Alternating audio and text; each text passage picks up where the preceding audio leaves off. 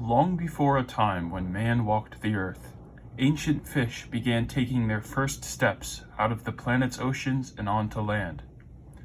It was at this time that these new mobile creatures set the foundation for their means of survival on Earth, foraging for food and growing in numbers, one generation at a time.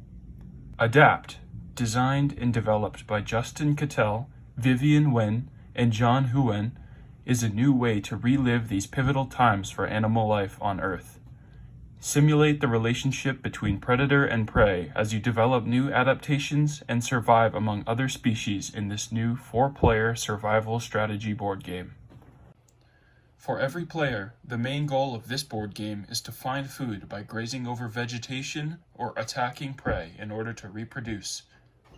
The first player to reach a population of 1 million wins. Populations are represented by individual population tokens. One population token equals 50,000, so collect 20 tokens to become the apex species of the planet. 2 players take the roles of predator, while the other 2 take the roles of prey. Each player begins by placing their player token on a corner of the board matching their color, and setting aside 1 population token.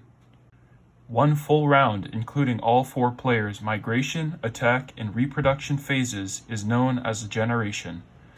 Players may enter their specific phases in order to reach their goal. At the beginning of a turn, a player may roll the 4-sided dice to move across terrain tiles in any direction, including backwards. This is known as the migration phase. Different environments are represented by individual tiles, like the forest tile, jungle tile, mountain, desert, or water tiles. Certain environments can only be traversed and utilized by players with specific adaptations. For instance, a player who wishes to cross the cold mountain climates can only do so with the fur adaptation. When a player ends their migration phase on an event tile, marked by the pink exclamation points, they may draw an event card. Event cards can result in drawing an adapt card, in which the player may draw 3 cards from the adaptation deck and choose 1 card to add to their species.